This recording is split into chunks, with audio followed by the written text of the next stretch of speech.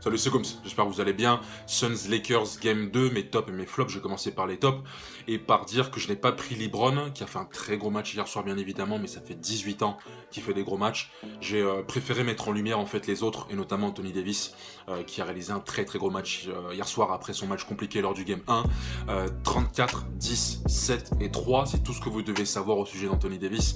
Et il est un peu frustrant parce que déjà la saison dernière, il avait foiré son Game 1 contre les Blazers, il était revenu très très fort lors du Game 2, en finissant en double-double à plus de 30 points et 10 rebonds. Il avait marché sur Enes Kanter, marché sur Nurkic, et hier c'est ce qu'on a vu, il a été dominant des deux côtés du terrain et a permis aux Lakers de s'imposer.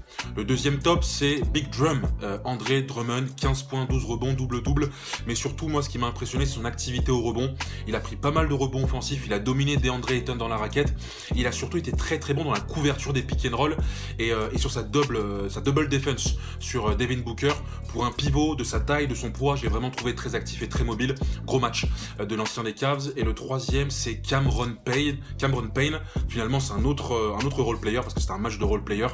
Cameron Payne qui a été étincelant hier soir, 19 points à 42% au shoot et qui a porté finalement les Suns dans le troisième quart-temps et quatrième quand Chris Paul était blessé et Devin Booker parfois manquait de rythme. Je l'ai trouvé on fire et ça fait plaisir pour un joueur quand même qui a bourlingué dans cette ligue. Donc voici mes tops pour ce match Suns Lakers, en n'oubliant pas non plus en mention spéciale Dennis Schroeder, 24 points hier, qui a été très très fort aussi, qui a apporté les Lakers dans le deuxième et troisième quart-temps et qui nous a impressionné avec son quick step. Il a vraiment un first step de fou malade, il est vraiment explosif. Donc voici mes tops pour ce match Suns Lakers Game 2.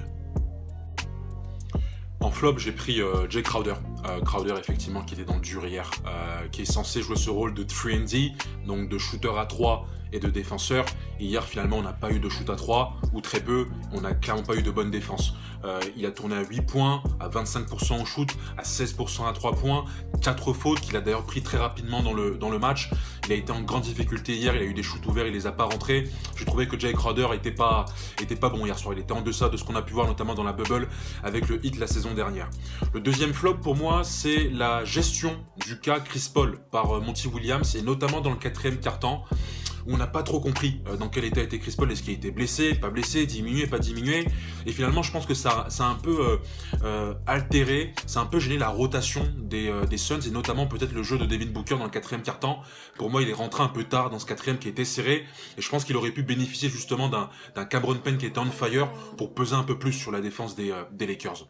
Et le troisième flop, c'est Caldwell Pope. Grosse défense sur Devin Booker, il n'y a pas de problème. Grosse activité défensive, il n'y a pas de souci. Mais offensivement, c'est trop peu. Caldwell Pope, c'est 0 points hier soir, c'est 0 tir à 3 points rentré. Or, c'est le meilleur shooter à 3 points des Lakers. Les Lakers ont besoin de beaucoup plus avec Caldwell Pope. On sait qu'il est capable de scorer en transition, on sait qu'il est capable de rentrer des gros shoots, il l'a montré notamment en saison régulière, mais aussi en playoff la saison dernière contre le Heat. Mais là, sur cette série, et notamment hier soir, c'était trop peu, 0 points. C'est pas possible pour accompagner Anthony Davis et LeBron James dans cette campagne des playoffs. Donc voici mes flops pour ce match, Suns Lakers Game 3. À très vite, on est ensemble.